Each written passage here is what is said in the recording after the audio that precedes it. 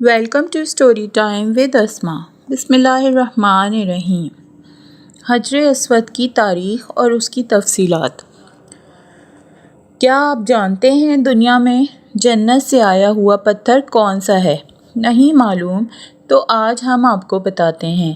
دنیا میں جنت سے آنے والا پتھر حجر اسود ہے، جو کہ بیت اللہ میں ایستادہ ہے، جس کے بارے میں رسول اللہ صلی اللہ علیہ وآلہ وسلم نے فرمایا، حجر اسود دودھ سے بھی زیادہ سفید تھا، جسے اولاد آدم کے گناہوں نے سیاہ کر دیا ہے۔ سنن ترمذی حدیث نمبر 877۔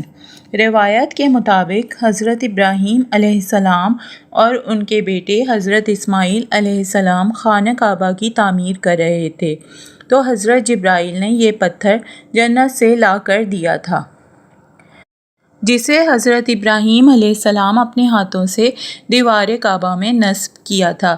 600 صدی میں جب رسول اللہ صلی اللہ علیہ وسلم کی عمر مبارک 35 سال تھی، سیلاب نے کعبہ کی عمارت کو سخت نقصان پہنچایا اور قریش نے اس کی دوبارہ تعمیر شروع کی۔ لیکن جب حجر اسود کا معاملہ آیا تو قبائل میں جھگڑا ہو گیا۔ ہر قبیلے کی یہی خواہش تھی یہ سعادت اسے ہی نصیب ہو۔ رسول اللہ صلی اللہ علیہ وآلہ وسلم نے حجر اسود کو ایک چادر میں رکھا اور تمام سرداران قبائل سے کہا کہ وہ چادر کے کونے کو پکڑ کر اٹھائیں۔ سب نے مل کر چادر کو اٹھایا، اور جب چادر اس مقام پر پہنچی جہاں اس کو رکھا جانا تھا تو آپ صلی اللہ علیہ وسلم نے مبارک ہاتھوں سے اس کو دیوار کعبہ میں نصب کر دیا۔ حجر اسود جو کعبہ کے جنوب مشرقی دیوار میں نصب ہے، اس کے 3 بڑے اور مختلف شکلوں کے چھوٹے چھوٹے ٹکڑے ہیں۔ یہ ٹکڑے اندازاً 2.5 فٹ قطر کے دائرے میں جڑے ہوئے ہیں، جن کے گرد چاندی کا گول دائرہ بنا ہوا ہے۔ عبداللہ بن عمر رضی اللہ عنہ بیان کرتے ہیں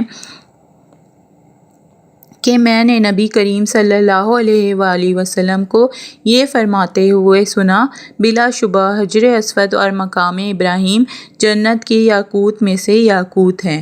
اللہ تعالیٰ نے ان کے نور اور روشنی کو ختم کر دیا ہے۔ اللہ تعالیٰ اگر اس روشنی کو ختم نہ کرتا تو مشرق و مغرب کا درمیانی حصہ روشن ہو جاتا۔ سنن ترمذی حدیث۔ ایک حدیث کے مطابق حجر اسود چھونا گناہوں کا کفارہ ہے۔ جزاک اللہ۔ اگر آپ کو یہ تفصیلات پسند آئی ہیں تو please like, share and subscribe my channel. Thank you.